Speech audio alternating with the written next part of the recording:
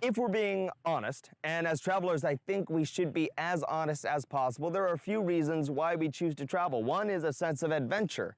The other is to get to know other cultures and other people around the world. One big motivating factor for a lot of people who do deep travel, for a lot of people who relocate like I did, is because it's cheaper.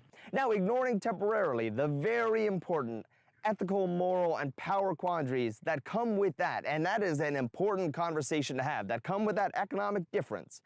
In this video, I want to show you where I live and tell you how much I pay in rent, and maybe give you some information about what rent looks like in Hanoi if you're looking to move here. I live in the Tay Ho district of Hanoi. That is the West Lake district, so called because it is on the beautiful West Lake. It is Hanoi's version of, I'd say, Williamsburg.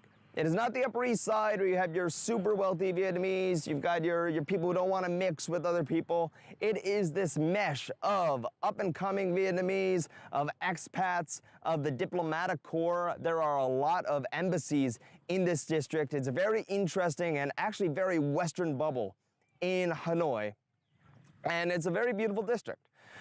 It comes with its own set of problems, but that is where I have chosen to settle. I live right over there on the other side of that temple, so let's take a look. The houses in this district are built like fortresses, and ours is no different. A thick green gate separates us from the outside world, which leads to a beautiful 4-story home. I'm not sure what you would call this architectural style. It's probably some sort of fusion. Mind the barbed wire that rings our complex. We have heavy wooden doors that are always locked, even when we're inside, and that's a South African affectation too. My roommates are from South Africa, and they still have a problem with home invasions there. There are heavy iron bars on all of the windows, although they make them look fairly pretty. We have a living room, a TV, which seems to primarily play America's Next Top Model. I'm not sure why that is. The neighborhood's quiet, except when it's not. And we have a beautiful kitchen, a full kitchen with a stove, which is still a rarity in a lot of houses. There's a downstairs bathroom, my bathroom, which gives off Harry Potter vibes. The stairs lead up to the second story where 2 of my roommates live. And on the left, we have just a small little office. We could outfit it for another roommate if we wanted, but 5 people in a household is a whole lot of people. And then on the 3rd floor, I live on the left and my roommate lives straight forward. This is what that room looks like when it's empty. A strange affectation of the house is that there is no wall, so she lives with a curtain, but we're all adults and we make it work. On the 4th floor, there is a washer, and then a laundry room with a dryer, and a door that leads to a beautiful, beautiful patio that could be used for entertaining or yoga, but quite frankly, we don't use it a whole lot. And this is my room, about 10 feet by 10 feet, which is a very comfortable size for me. So what does it cost us to live in this Xanadu? We pay the equivalent of $950 USD per month, split between 4 roommates. Now, depending on where you live, that's going to sound either like a pretty high sum or a pretty mild sum.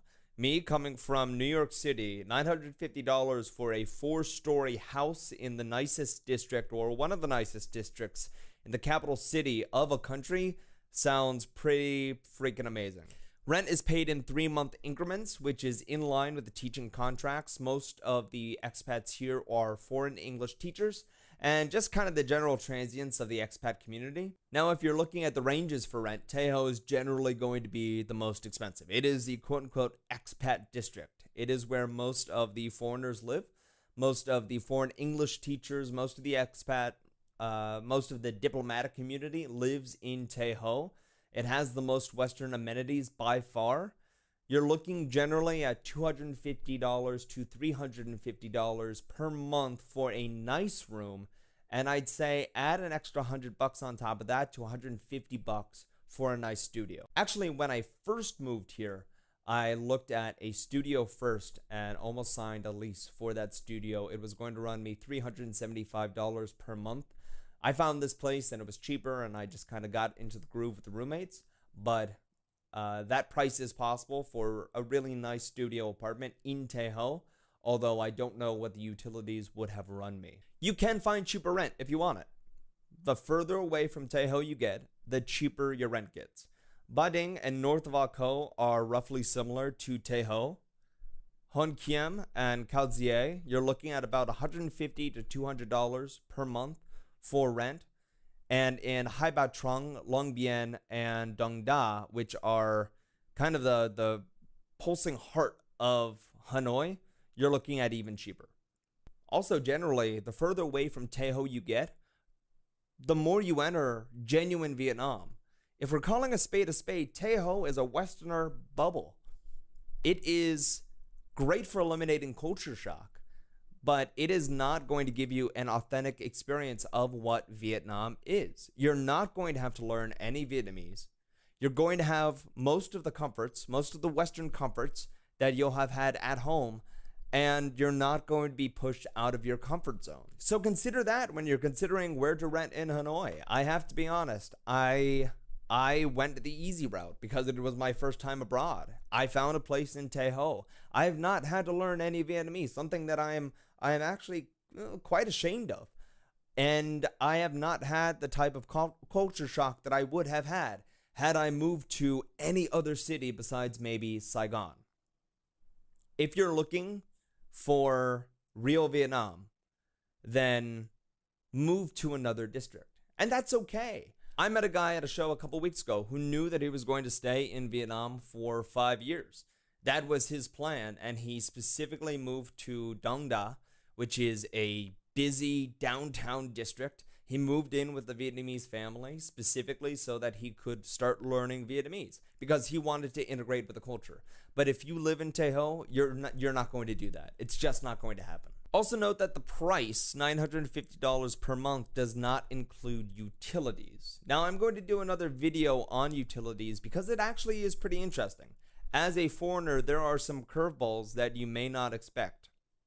And that being said, electricity generally runs us about $100 per month for a 4-story home split between 4 people. Water runs us about $30 a month.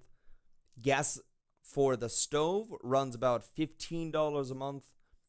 Cable is $5 a month, and our internet bill is also about $5 per month. Yeah, so you have to factor in your utilities into the overall cost, but the further away from Taeho you get, the more likely you're going to get a deal where your rent includes either electricity or water or some of your other utilities, so you're paying even less.